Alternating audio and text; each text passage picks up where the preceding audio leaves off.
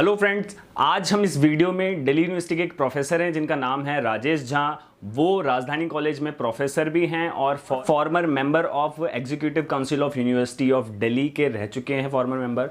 सो उन्होंने कुछ कमेंट किया है ट्विटर पर और वो सी यू सेट को लेकर क्या कह रहे हैं उसके बारे में हम इस वीडियो में बात करेंगे, क्योंकि जैसा कि हमें कल पता भी चला है कि 12th बोर्ड का जो रिजल्ट है वो आने वाला है। तो क्या लॉजिक है उनकी बातों के पीछे और सी यू सेट के होने के चांसेस कितने कितने लग रहे हैं वो सब जानेंगे। तो सबसे पहले जानते हैं कि जो राजेश झा सर हैं उन्होंने क्या कहा है ट्विटर पे।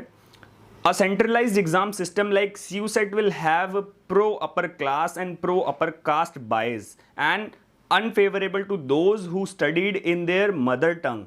Those who have access to coaching and better resource will dominate.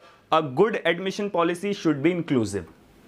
सो इन्होंने ये बात तो सही कही कि जो दिल्ली यूनिवर्सिटी का अगर एडमिशन प्रोसेस है सी यू सेट के बेसिस पे अगर हो जाएगा, क्योंकि ऐसा नहीं है कि दिल्ली यूनिवर्सिटी का जो एंट्रेंस एग्ज़ाम है वो सिर्फ इसी बार हो रहा है। दिल्ली यूनिवर्सिटी के ऑलरेडी 9 कोर्सेज ऐसे हैं अंडर ग्रेजुएट लेवल पर जिनमें एंट्रेंस एग्ज़ाम कंडक्ट होता है और अप्रॉक्स 60 कोर्सेज हैं जिनमें आपका जो मेरिट बेस पे अभी तक एडमिशन होता था। बट नेशनल एजुकेशन पॉलिसी को फॉलो करने के बाद दिल्ली यूनिवर्सिटी जैसी जितनी भी सेंट्रल यूनिवर्सिटीज़ हैं उन्होंने ये डिसाइड किया, ये प्लानिंग कर रही हैं कि हमें सी यू सेट कंडक्ट करवाना है या नहीं।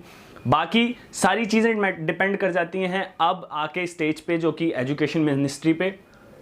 और दिल्ली यूनिवर्सिटी के जो वाइस चांसलर हैं पीसी जोशी सर, वो खुद एज अ मेंबर थे भी, क्योंकि जो इसकी कमेटी बनी थी नेशनल एजुकेशन पॉलिसी को लेकर और सी यू सेट को लेकर, उसके मेंबर थे वो।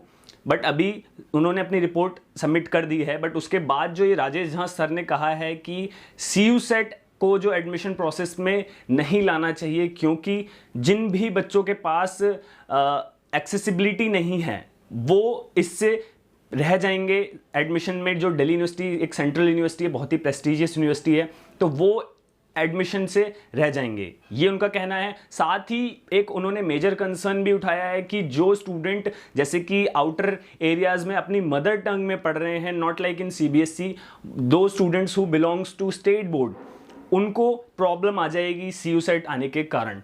तो आपको क्या लगता है कि उनकी बात कहाँ तक सही है? मेरे अकॉर्डिंग बात तो ठीक है कि जो भी स्टूडेंट मदर टंग में पढ़ाई कर रहे हैं उनके लिए हो सकता है कि ये प्रॉब्लम बने, जिसकी वजह से दिक्कत आए उनका एडमिशन प्रोसेस में। बट लेकिन सी यू सेट के दोनों चीज़ें हैं, प्रोज एंड कॉन्स दोनों हैं। सी यू सेट के प्रोज बहुत ज़्यादा हैं, कॉन्स थोड़े से कम हैं, बट मेजर कॉन्स हैं। तो लेकिन हम इनको नेगलेक्ट नहीं कर सकते। और जो दिल्ली यूनिवर्सिटी के पीसी जोशी वाइस चांसलर हैं, उन्होंने खुद भी ये बताया था कि हम इन केस मेरिट भी निकाल सकते हैं और एडमिशन प्रोसेस 2020-21 का वो मेरिट बेस पे भी रख सकते हैं। तो जैसा भी हमें कल पता चला कि सीबीएसई का जो रिजल्ट है 12th का वो आने वाला है। बट मेरे अकॉर्डिंग ये टोटली अनफेयर होगा उन स्टूडेंट्स के साथ जिन्होंने 10th में या 11th में अच्छा परफॉर्म नहीं किया और अब उनके जो 12th के मार्क्स हैं वो उसके बेसिस पे कम आ जाएंगे।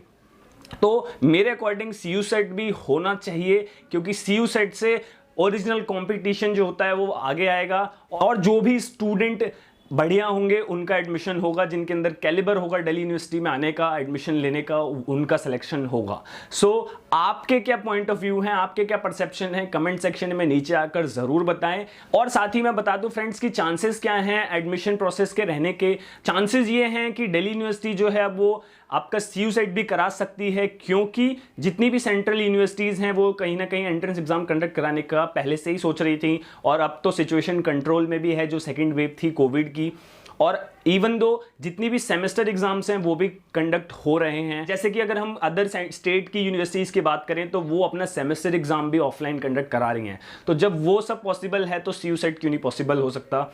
सी यू सेट के 90% चांसेस हैं और जो मेरिट बेस्ड है उसके 10% चांसेस हैं। बट मेरा सजेशन है थोड़ी बहुत प्रिपरेशन करें ताकि आपको एकदम से बर्डन ना पड़े और आप इजीली एग्जाम को क्रैक करो। I am requesting to all of you, please अपनी जो प्रिपरेशन है वो थोड़ी बहुत जारी रखो और बाकी फर्दर नोटिस तक वेट करना होगा।